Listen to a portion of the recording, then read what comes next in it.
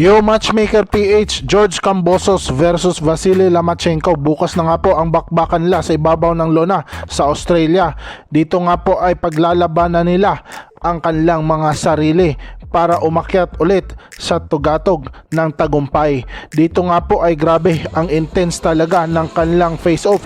Walang hiritan talaga ang mga mata, nakafocus lang mga ka-matchmaker.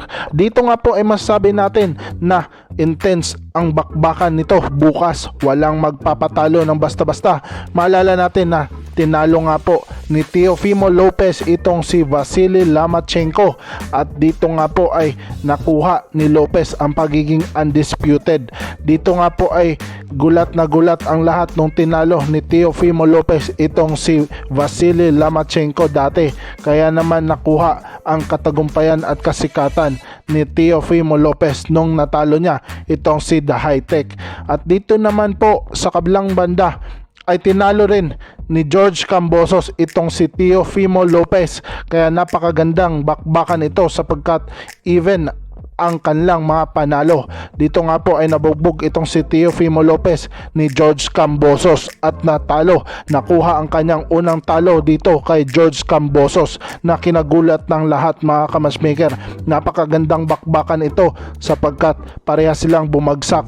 Ngunit ang bagsak ni Teofimo Lopez kay George Kambosos ang nagdiwang talaga sa bandang huli. Kaya naman nanalo itong si George Kambosos.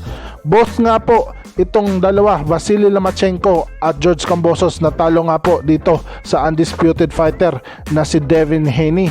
Pinaglaruan lang po ang dalawa, ngunit controversial nga po ang kanyang pagkamanalo dito kay Vasily Lomachenko. Dalawang beses nga po tinalo ni Devin Haney itong si George Kambosos para madepensahan ang pagiging undisputed.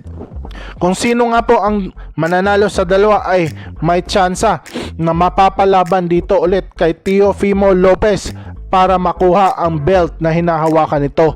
Kaya naman init na init talaga at intense ang dalawa sapagkat ito ang kanilang tsansa para bumalik sa tagumpay. Marlon The Nightmare Tapales gusto ulit maging kampiyon sa Super Bantamweight Division. Noong natanong nga po siya kung gusto niya pa ring labanan itong si Naoya The Monster Inoue, ay sinabi niya na gustong gusto at anywhere, anytime daw gusto niyang matikman ulit ang kamao ni Inoue.